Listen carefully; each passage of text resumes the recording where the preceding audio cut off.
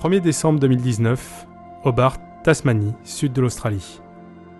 Après 3 vols et 36 heures de voyage, je monte à bord de l'Aurora Australis, notre bateau, pour effectuer une nouvelle traversée vers le continent antarctique. L'Aurora Australis, long de 95 mètres et haut d'une vingtaine de mètres, est plus grand que l'Astrolabe. Tout juste embarqué, je découvre ma cabine au confort sommaire mais suffisant, que je vais partager avec Jérôme pour la traversée.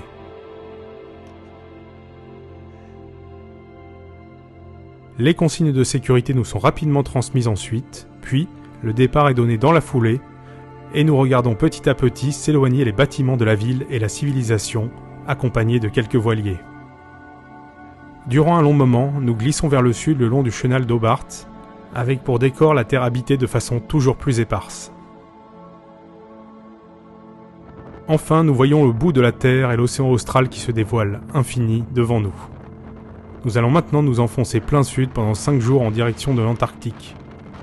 J'ai hâte de revivre ce moment symbolique et très fort du passage d'un monde à l'autre. Une fois sorti du chenal, le passage sur l'océan se traduit instantanément par des mouvements accentués du bateau auxquels je m'habitue plutôt bien. En bon météorologue, j'ai étudié avant le départ les conditions qui nous attendent et je ne suis pas trop inquiet pour les jours à venir et donc pour mon mal de mer éventuel. Évidemment, quand on traverse les 40e hurlants et les 50e rugissants, il faut tout de même s'attendre à être un peu secoué à un moment à un autre et chacun le vit à sa façon. À bord, je dors dans un premier temps l'essentiel des premiers jours, principalement pour rattraper le retard de sommeil accumulé dans la frénésie des derniers jours avant le départ avancé et par le long voyage aérien. Le bateau bouge juste assez pour me bercer et me permettre un repos bienvenu. Le 3e jour, en plein océan, comme un certain nombre de mes camarades, je profite d'un grand soleil et d'une mer clémente pour aller respirer à plein poumon l'air du large sur le pont arrière et profiter du puissant soleil de début décembre sous ces latitudes. C'est l'occasion de contempler le fascinant ballet des albatros qui nous accompagne dans cette immensité aux diverses nuances de bleu. Loin de tout et surtout du vacarme de notre folle civilisation, je me sens profondément apaisé, à ma place. Le 4e jour, la mer est un peu plus agitée, le temps se refroidit et le ciel se couvre. Le monde polaire se rapproche. Le 5e jour, nous entrons dans l'océan Antarctique et passons le 60e parallèle. L'excitation du jour, voir le premier iceberg. Il se présente assez vite, sous forme d'un immense et superbe tabulaire qui émerge de la grisaille non loin de nous. À partir de là, difficile de rester bien longtemps loin d'une fenêtre ou de la passerelle pour voir le monde polaire se dévoiler. Le vent s'oriente au sud et la température devient négative, c'est l'air froid et sec antarctique qui nous salue et qui dégage progressivement le ciel. À l'approche du pack, des plaques de banquise dérivantes, en soirée, la houle disparaît pour de bon. Le spectacle est superbe pour ce 5e et dernier soir à bord, avec un soleil au coucher interminable. Le moment est paisible, majestueux. Vers minuit, le soleil daigne se coucher au milieu des glaces de mer, et il me faut dormir, un peu au moins, pour profiter comme il se doit de l'arrivée.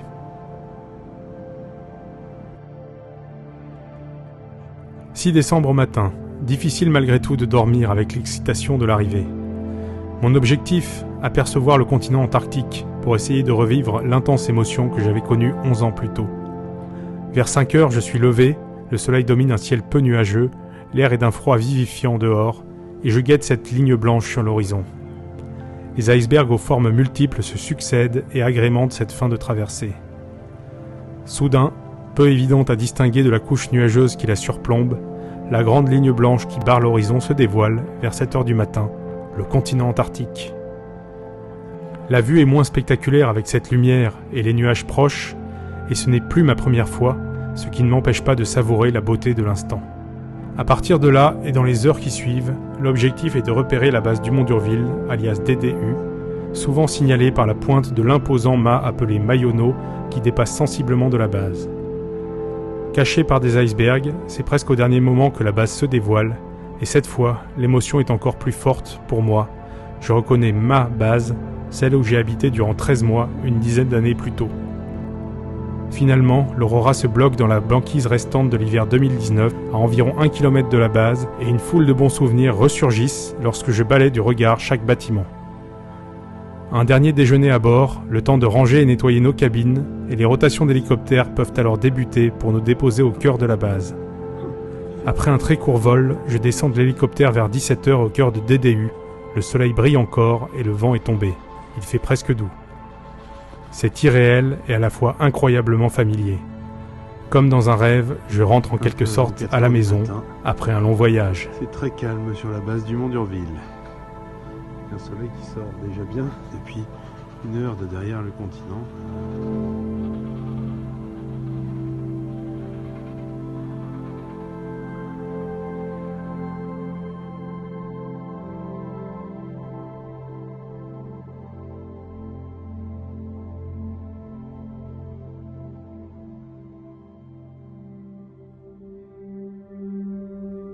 La base du Mont d'Urville est la seule base à présence permanente 100% française en Antarctique. Elle est située sur le littoral de la Terre Adélie, qui est la partie du grand continent glacé revendiquée par la France. Ces revendications territoriales sont gelées depuis le traité de Washington, signé en 1959. En pratique, chaque pays peut installer une base où il le souhaite en Antarctique. Si l'essentiel des bâtiments et le cœur de base se trouve au sommet de l'île des Pétrels, on trouve aussi quelques installations sur l'île artificielle voisine appelée Piste du Lion, d'après l'ancien Rocher du Lion. Cette île sert d'entrepôt de containers et surtout de quai de débarquement pour l'Astrolabe lors des ravitaillements estivaux. La base est habitée de façon continue depuis 1956, avec une population plus importante entre novembre et février, période qui constitue l'été austral, favorable avec la dislocation de la banquise à une approche et un ravitaillement par bateau, aux travaux en extérieur, tandis qu'un groupe restreint reste sur place occuper les lieux le reste de l'année, ce qu'on appelle hivernage. Deux populations s'y côtoient ainsi en été, les campagnards d'été et les hivernants. Les hivernants sont un groupe de 20 à 25 personnes, mais les campagnards d'été et les personnes de passage doublent, voire triplent cette population en été. Chaque mission qui effectue son hivernage sur place est baptisée avec un numéro qui indique, de fait, son année. On parle ainsi de TA pour Terre Adélie et le nombre, par exemple 70, qui indique qu'il s'agit du groupe d'hivernants de la 70e mission en Terre Adélie, en l'occurrence ma mission de 2020. La Terre Adélie est un des 5 districts qui constituent la collectivité des terres australes et antarctiques françaises qu'on appelle communément les TAF. C'est le seul district en Antarctique. L'autorité nationale est incarnée à DDU par un ou une chef de district que nous appelons DISTA, qui représente le préfet des TAF et qui dirige la base. Son rôle est de veiller au bon fonctionnement de la mission dans ses différents aspects scientifiques, organisationnels, humains, garantissant un niveau de sécurité aussi élevé que possible. Le second personnage clé de l'hivernage est le médecin, embauché par les TAF. Son rôle est de soigner les éventuels bobos, de surveiller l'évolution de la santé, physique et psychique, des hivernants toute l'année grâce à une incroyable polyvalence. Il ou elle doit former une petite équipe d'assistants médicaux, notamment en cas d'une éventuelle opération, un bloc chirurgical étant présent dans le petit hôpital de la base qui occupe une partie du bâtiment, dortoir des hivernants. Ce dortoir abrite, outre l'hôpital et le bureau du chef de district, une trentaine de chambres qui contiennent 2 lits superposés. En campagne d'été, ces chambres sont quasiment remplies, notamment en période de relève entre les missions, pendant lesquelles on partage la chambre de son prédécesseur ou son successeur, durant quelques jours à quelques semaines. Le reste du temps, et notamment durant l'hivernage, ce sont des chambres individuelles, seul lieu d'intimité véritable pour les hivernants. Un autre bâtiment clé est le séjour. Il contient la cuisine où travaillent 2 personnes capitales, le cuisinier et le boulanger-pâtissier. Grâce à eux, non seulement des repas sont préparés et servis 7 jours sur 7, toute l'année, à heure fixe, midi et 19h15, mais leur talent et leur implication permettent même de se régaler bien souvent avec une gamme de produits pourtant limitée, notamment durant l'hivernage. Le pain et les pâtisseries sont disponibles quotidiennement. Ce séjour abrite une grande salle à manger avec un coin bar, assez vaste mais parfois rempli l'été, où les hivernants prennent leurs aises en hiver. Il y a un coin jeu, billard, baby-foot et une salle de lecture et projection à part. C'est le cœur social de la base, souvent le seul endroit où on croise les gens, notamment aux heures de repas, même dans l'espace a priori limité d'une base. Non loin de là, on trouve la centrale, le cœur vivant de la base, sans laquelle notre présence, notamment à l'année, serait tout simplement impossible. De vastes cuves de fioul permettent de l'alimenter toute l'année, l'électricité est ainsi produite, et l'eau de mer pompée au pied de notre île est dessalée pour nous permettre d'avoir l'eau courante. Un ou une chef centrale et son second y travaillent principalement, veillant au bon fonctionnement des machines. Juste à côté de la centrale se trouve l'atelier, également appelé Siporex, dans lequel on peut trouver l'atelier du mécanicien outilleur ou de précision, son tour et sa fraiseuse, essentiels pour produire les pièces sur mesure, pour répondre aux besoins constants et très variés sur base. On trouve aussi l'atelier du ou des électriciens et l'atelier du plombier chauffagiste. Grâce à ces derniers, l'essentiel des pannes qui peuvent rapidement dégrader le quotidien sont généralement efficacement résolues et les installations fonctionnent au mieux. La gérance postale est un bâtiment plus modeste qui abrite la fameuse poste de DDU qui voit passer chaque année de gros sacs de courrier venant puis repartant dans le monde entier, qui occupe une grande partie de l'année du gérant postal durant l'hivernage afin de satisfaire aux requêtes des philatélistes du monde entier. Ce gérant postal est également chef des télécommunications sur la base. Non loin de là se trouve le bâtiment technique, ou encore BT, qui héberge le bureau du chef technique, mais aussi, en campagne d'été, les bureaux de l'équipe logistique de l'IPEV et encore les bureaux de Météo France. Afin de vivre dans les meilleures conditions possibles dans cet environnement unique, la sécurité est une préoccupation majeure du chef de district qui s'assure de la bonne mise en œuvre des moyens disponibles pour assurer au mieux notre sécurité. 3 équipes, parmi lesquelles se répartissent les hivernants, sont ainsi formées et régulièrement entraînées toute l'année.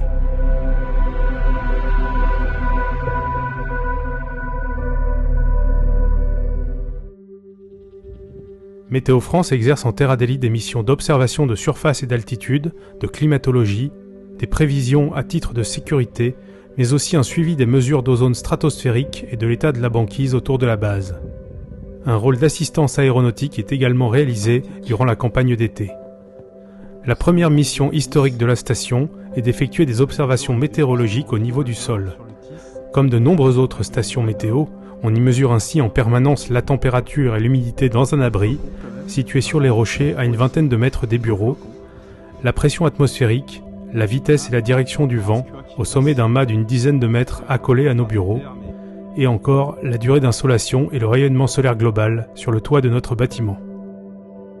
Le matériel utilisé est classique avec quelques spécificités.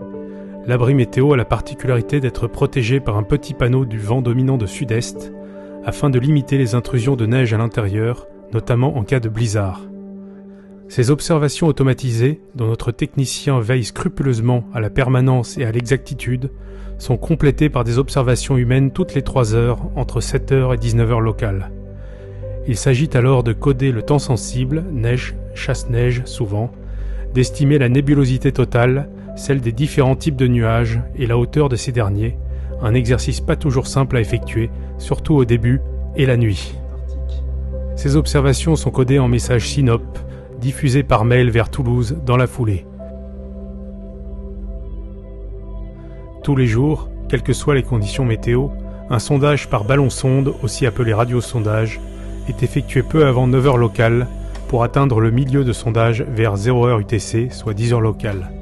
S'il y a une anomalie qui apparaît dans les mesures, soit au moment du lâcher, soit pendant le vol, avant d'atteindre une certaine altitude, il faut effectuer un second lâcher. Dans des cas plus rares d'un second échec, on peut même le faire une 3e fois. Le site de lâcher, à la sortie de l'abri de gonflage, est idéal car situé à l'extrémité nord-ouest de la base, en surplomb des rochers qui délimitent l'île des Pétrels à cet endroit. Avec des vents très régulièrement orientés au sud-est, les ballons filent ainsi vers le large tout de suite, sans risquer de rencontrer les bâtiments. Néanmoins, le défi est de taille quand il faut effectuer ces lâchers par vent violent, voire tempétueux.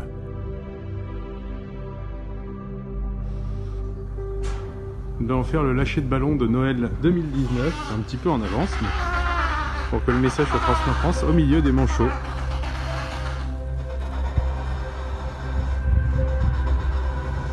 Il existe un autre type de radiosondage que nous effectuons pour le compte du laboratoire Atmosphère Observation Spatiale de l'IPSL, le radiosondage ozone. Le principe est le même, mais à la sonde classique météo est reliée une autre sonde, beaucoup plus grosse, chère et complexe, la sonde ozone. L'objectif est d'étudier la couche d'ozone antarctique et son fameux trou sur la région, en mesurant la quantité d'ozone présente jusqu'en moyenne stratosphère. Ces radiosondages ozone montent plus haut que les radiosondages météo quotidiens. Les ballons éclatent souvent à une altitude supérieure à 30 km, une altitude que les ballons quotidiens ne dépassent quasiment jamais, éclatant souvent autour de 25 km. Les vols durent souvent plus de 2 heures, contre 1h30 pour les radiosondages météo. La climatologie locale nous permet ainsi de bien définir le climat polaire côtier, maritime de la Terre Adélie, avec une température moyenne sur l'année de moins 11 degrés, qui a assez peu varié depuis le début des mesures dans les années 1950. Le record de froid depuis 1956 est de moins 37,5 en août 90 et celui de chaleur de 9,9 degrés en décembre 2001. Durant mon hivernage, nous avons eu moins 31,1 au plus froid et 5 degrés au plus chaud. Le vent a soufflé jusqu'à 195 km/h en pointe le 1er octobre 2020, tandis que le record de vent depuis 1981 est de 245 km/h. En complément de ce suivi climatologique issu des relevés de la station, on effectue aussi un suivi régulier de la banquise autour de la base, tout d'abord visuel, en photographiant les zones de formation ou au contraire de fracture, voire de débâcle de la banquise environnante. Il y a un enjeu de sécurité derrière ces observations quotidiennes, comme nous avons failli l'apprendre à nos dépens le 7 septembre 2020. La Polynie était les jours précédents à une bonne quinzaine de kilomètres de la base, tout juste visible à l'œil nu. Ce jour-là, une forte houle venue de l'océan austral a pulvérisé les 15 km de glace d'une épaisseur pourtant supérieure à 1 mètre en moins de 24 heures jusqu'au pied de la base. Heureusement, personne n'était sorti, avec une météo peu engageante mais loin d'être tempétueuse. La mission la plus récente de la station est d'établir des prévisions météorologiques pour la base et ses environs immédiats. En hiver, c'est sur la base de nos prévisions que sont autorisées les sorties en extérieur sur la banquise. Les situations de vent katabatique, avec la complexité de l'écoulement atmosphérique qu'elles provoquent, mal représentées par les modèles, restent cependant les plus délicates à prévoir précisément. Une dernière mission spécifiquement liée à la campagne d'été est une modeste assistance aéronautique pour les quelques avions qui viennent se poser sur la piste damée de D10, située sur le continent à une dizaine de kilomètres de la base. Bien que la majorité du ravitaillement en personnel et matériel se fasse par le bateau avec l'Astrolabe, quelques vols servent surtout à acheminer du personnel, notamment les gens qui vont et viennent de Concordia, la base franco-italienne située à 1300 km de là dans l'intérieur du continent. Pour Météo France, il s'agit, au tout début de la campagne d'été, d'aller monter un mât et son anémomètre aux abords de la piste, alimenté par un panneau solaire, et qui envoie les données de vent de la piste par radio en temps réel à la station. Je tiens à souligner qu'au-delà de l'aventure extraordinaire en soi qu'est un hivernage en Antarctique, le métier de météorologue qu'on y exerce est une opportunité unique et passionnante, combinant observation et prévision au cœur de l'activité de la base.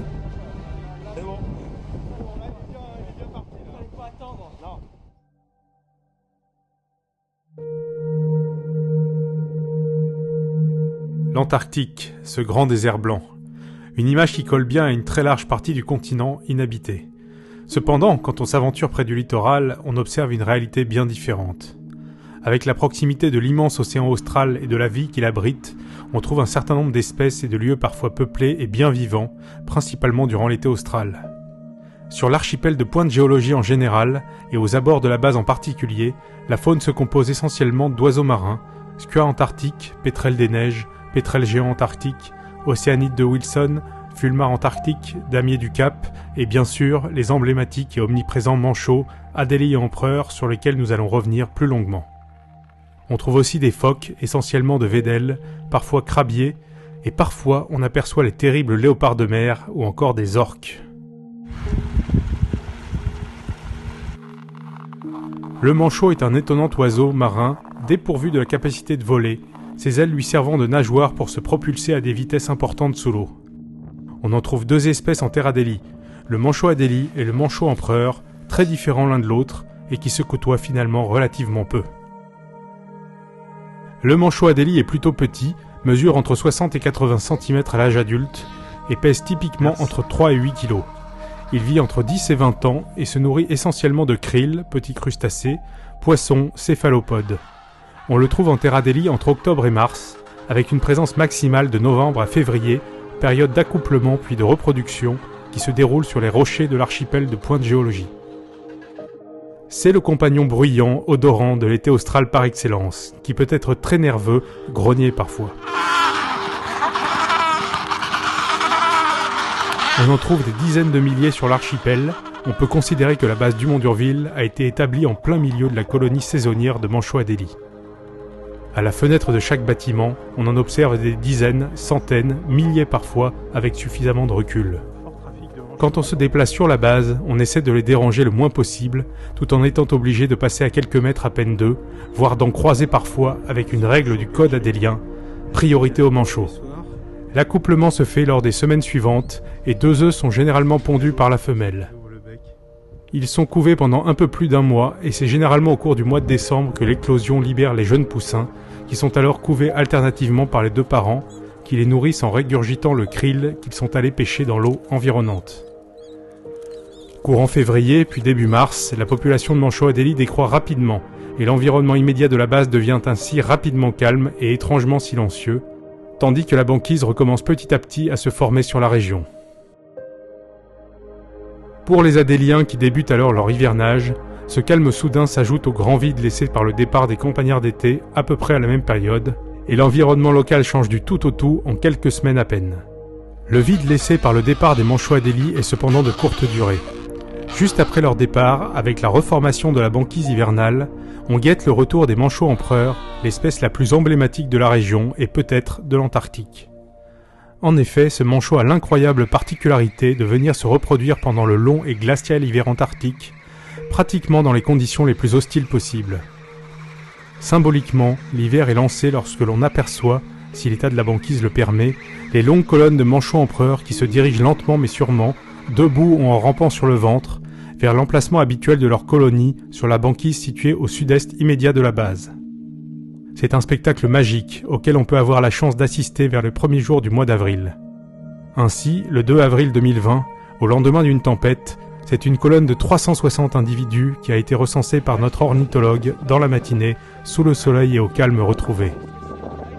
Le manchot empereur est beaucoup plus grand et imposant que son cousin Adélie, avec une taille d'environ 1,20 m et un poids compris entre 20 et 40 kg. Là, je me suis fait un pote, là.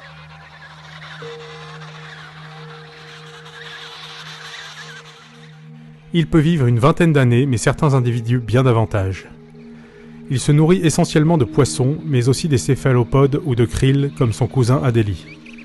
On le trouve en terre Adélie quasiment toute l'année, mais surtout entre avril et décembre, période de reproduction, qui se déroule sur la banquise proche de l'île des Pétrels, dans sa manchetière. Son comportement tranche singulièrement avec l'Adélie, puisque l'empereur semble beaucoup plus calme et se déplace assez lentement sur la banquise. On en trouve environ 7 ou 8 000 aux abords de DDU, un nombre important mais nettement inférieur à celui des Adélies. C'est le compagnon des hivernants, puisque la présence de la manchotière à environ 1 km de la base rompt l'impression d'immenses déserts glacés qui nous environnent tout l'hiver. La manchotière se reforme peu ou prou au même endroit chaque année, entre la base et la langue glaciaire de l'astrolabe. Les empereurs ne fabriquent pas de nid, s'accouplent puis couvent leurs œufs sur la banquise. Leurs chants sont particuliers, ils utilisent des gammes de vocalisation qui leur permettent de repérer leurs partenaires, puis leurs poussins, ce qui donne une ambiance sonore caractéristique à laquelle nous nous familiarisons rapidement.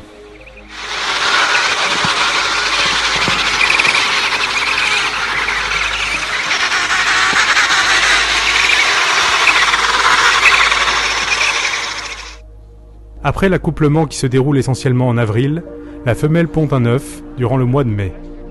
La femelle interrompt alors son jeûne et confie l'œuf au mâle qui va le couver pendant les 2 mois suivants, pendant qu'elle part se nourrir en mer. Le mâle protège pendant cette période l'œuf en le portant sur ses pattes et le tenant contre lui pour le protéger du froid. Ce qui n'est pas une mince affaire au cœur de l'hiver adélien, avec des températures qui peuvent descendre vers moins 30 degrés et des vents souvent violents. Les empereurs se regroupent alors pour former des tortues. Ils se serrent les uns contre les autres pour se tenir chaud, en faisant alterner ceux qui sont à l'extérieur, au froid, et ceux qui restent au cœur de la tortue, au chaud, pour la survie de tous. Dans le courant du mois de juillet, c'est l'éclosion des œufs. Les petits poussins sont d'abord entendus dans la manchotière, cachés au chaud sous leurs parents, puis en grandissant ils sortent et deviennent visibles, un spectacle dont l'hivernant se lasse difficilement, observant la manchotière à bonne distance et dans le calme. La période de nourrissage des poussins dure ensuite jusqu'en décembre. En retournant les voir quelques fois par mois, j'ai constaté l'évolution des juvéniles qui finissent par atteindre leur taille et poids adulte vers la fin de notre séjour, au moment où la mission de relève arrive. Pour les nouveaux arrivants, la visite de ce qui reste de la manchotière hivernale est incontournable et magique. Adélie ou empereur, à DDU, il y a toujours un manchot à proximité. C'est un spectacle de la nature auquel on a le privilège incroyable d'assister, en essayant de diminuer au maximum l'impact de notre présence qui semble presque insolite au royaume des manchots.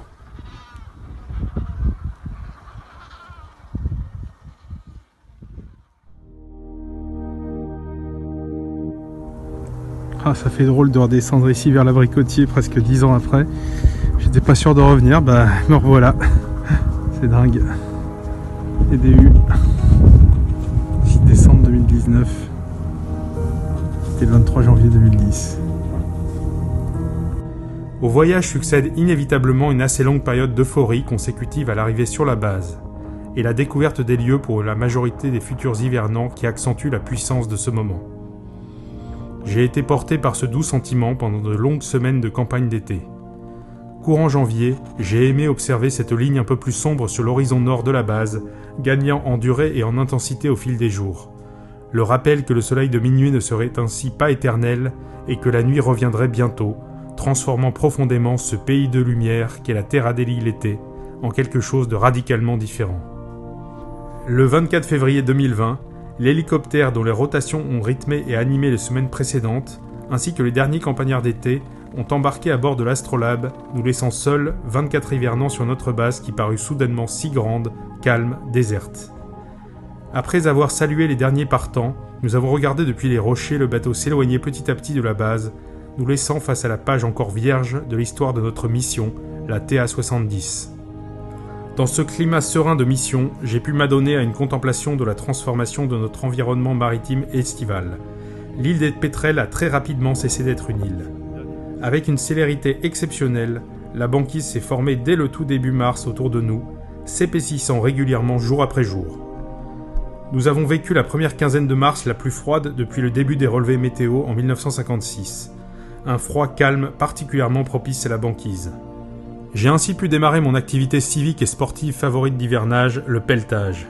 Celui-ci consiste à dégager les accès les plus fréquentés après chaque tempête, parfois même avant la fin de l'événement.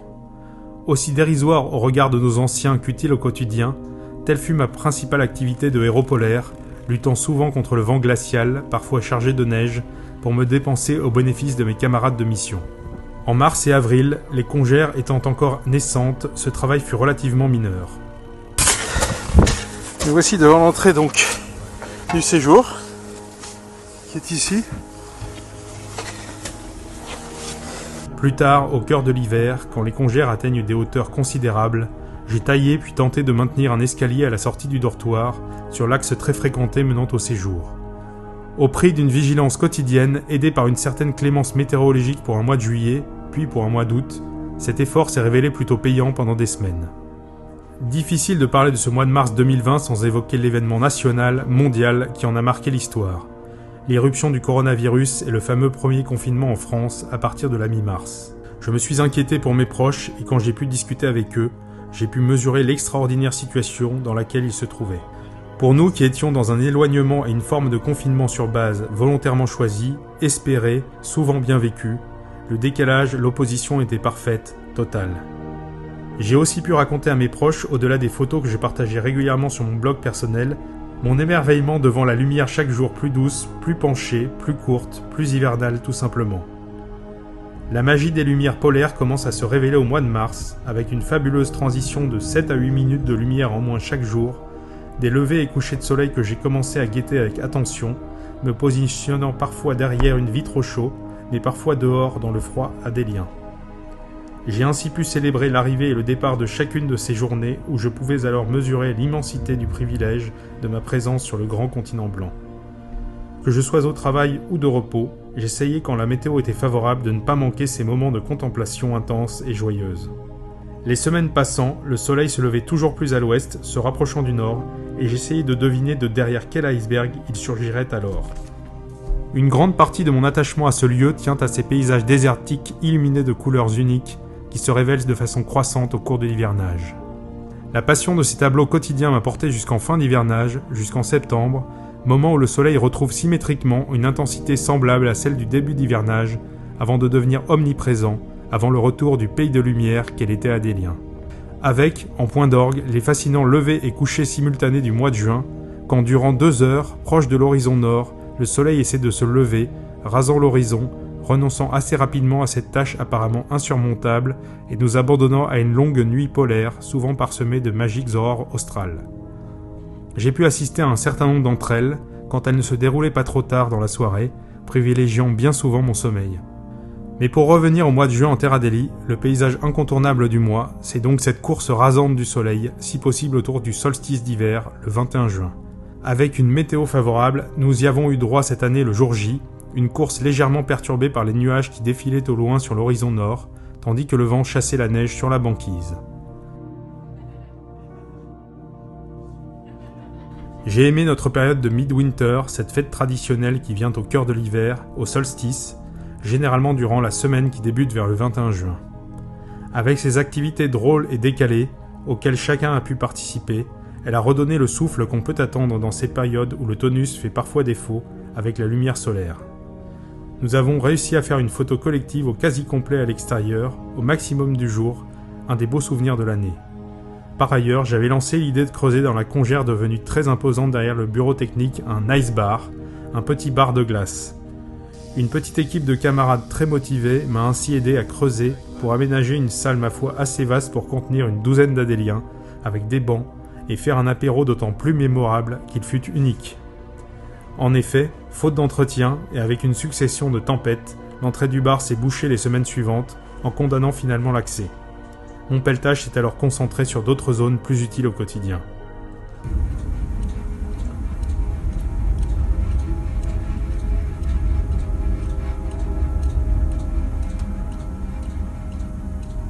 Les paysages, au-delà de ces couleurs incroyables, sont également sublimés par la présence du vent katabatique. Celui-ci arrache des gerbes de neige qui s'élèvent ensuite à des dizaines, parfois des centaines de mètres. Quand on précède ou suit le blizzard, le spectacle est extraordinaire. Les rafales neigeuses dansent ainsi autour de nous, en prenant parfois des directions inattendues, avec la très forte turbulence typique de ce vent quand il atteint la zone côtière. Un peu comme les manchots empereurs, le katabatique est un voisin de l'hivernant qui n'est jamais bien loin.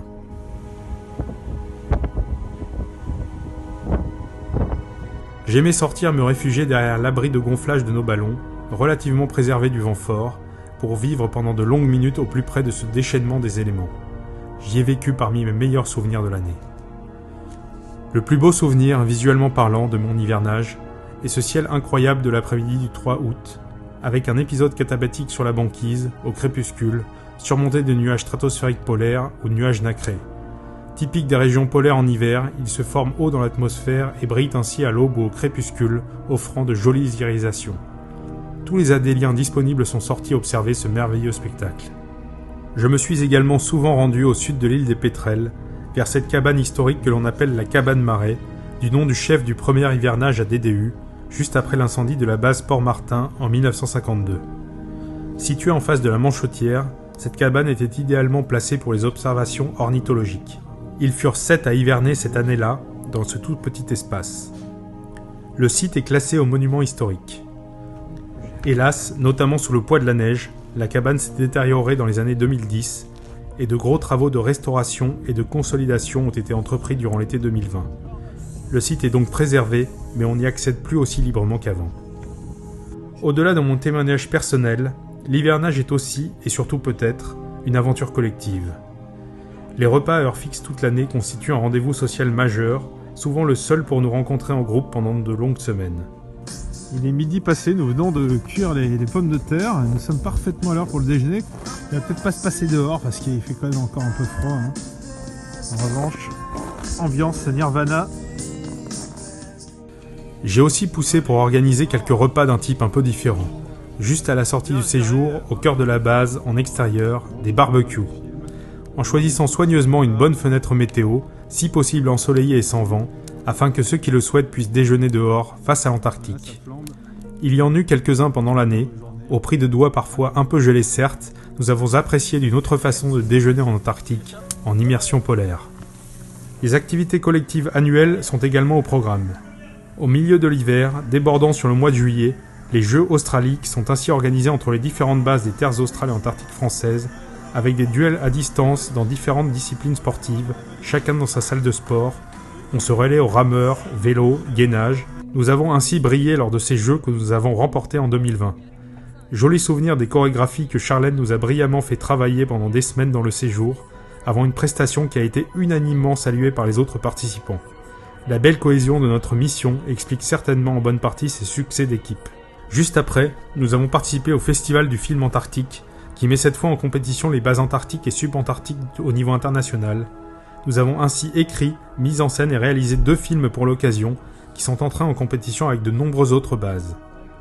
Ce fut là encore un beau moment collectif, où nous avons souvent ri, en exprimant une certaine créativité.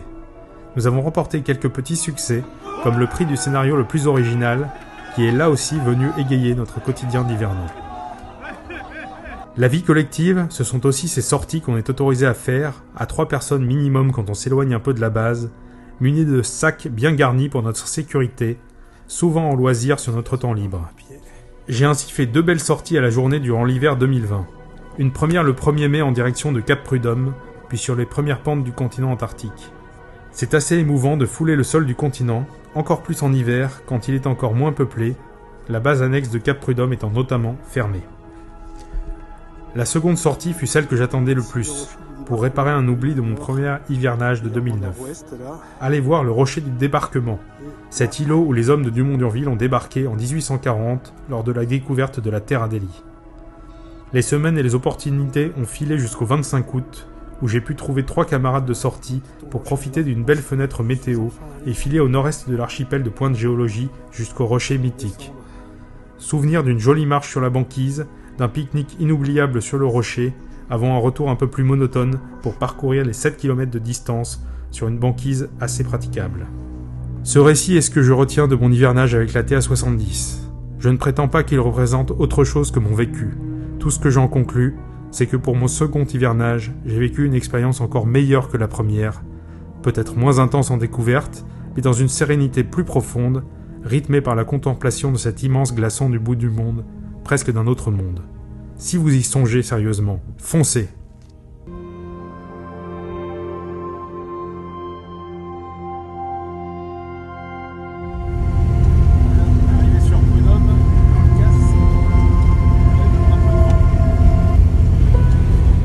Au mois de septembre, sur la base, on commence à préparer la campagne d'été à venir, notamment en transférant du fioul vers la base annexe Robert Guillard de Cap Prud'homme, en passant par la banquise.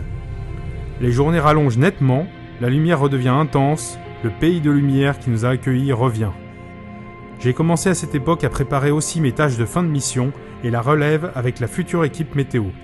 Petit à petit, je glissais, en douceur, vers le sentiment de la fin d'aventure. Octobre, joie de retrouver nos petits compagnons Manchot Adélie. Le 10, les premiers ont été observés aux abords de la base. Retour des oiseaux également, les pétrels des neiges dont j'entendais chaque soir dorénavant le cri très particulier et caractéristique. Dernière mais intense séance de déneigement, avec des congères qui atteignent souvent leur hauteur maximale en toute fin d'hiver, avant de céder face au puissant rayonnement solaire, couplé à une hausse des températures qui devient sensible au mois d'octobre. C'est le printemps local, en quelque sorte. J'y ai pris d'autant plus de plaisir que je savais que je clôturais ainsi un chapitre de l'aventure que j'avais tant aimé. Fin octobre, ce fut le retour de l'air doux avec des températures proches de 0 degré et l'annonce de nos dates de vol de retour, fin novembre pour ma part, tout juste un mois plus tard. Puis vint le grand jour, celui de la fin de l'hivernage. Plusieurs fois repoussé pour diverses raisons, incluant la météo bien sûr, le premier avion venu de la base italienne de Mario Zucchelli a fini par se poser le 7 novembre à la mi-journée sur la piste de D10 sur le continent, apportant une quinzaine de passagers. La veille au soir, nous avions prolongé notre dernière soirée sur base entre hivernants, avec un long apéro suivi d'un long dîner pour faire durer ces derniers moments de partage entre nous. Émotion particulière que d'entendre un bruit dans le ciel adélien bien calme ce jour-là, avant de voir un point en mouvement, l'avion. Un peu plus tard, de nouvelles têtes. Pour l'histoire, 24 février, 7 novembre 2020, date de notre hivernage, 8 mois et 12 jours d'isolement à 24 pour notre TA-70. Le lendemain, un second avion atterrit et 4 personnes de plus s'ajoutèrent à la population de la base.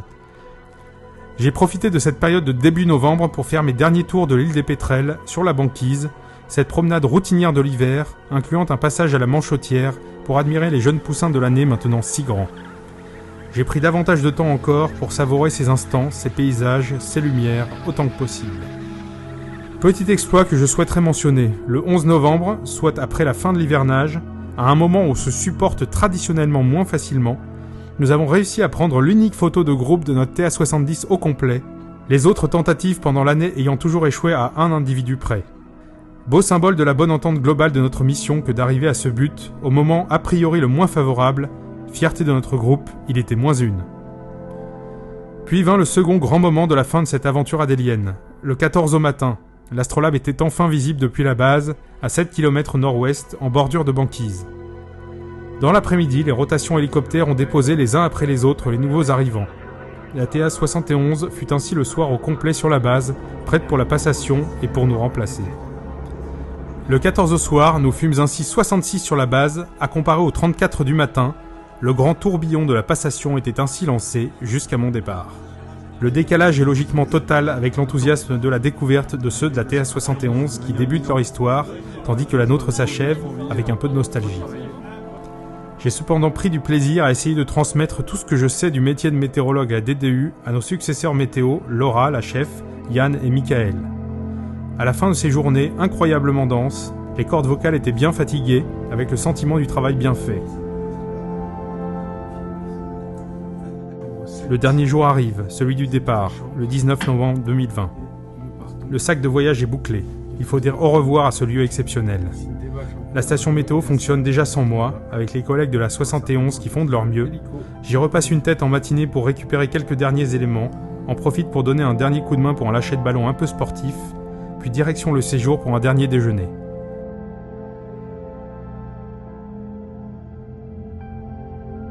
J'ai eu du mal à échanger quelques mots avec mes voisins de table lors de ce dernier repas, si particulier, pris par l'émotion. En sortant de table, je suis repassé une dernière fois à la météo, surtout pour aller me loger sur la passerelle de l'abri de gonflage de ballon, face à la vue nord-ouest que j'ai tant contemplée pendant des mois, les yeux humides. C'est l'étage, tandis que l'astrolabe se rapproche pour venir nous chercher. Cette fois, c'est la fin. Au revoir DDU.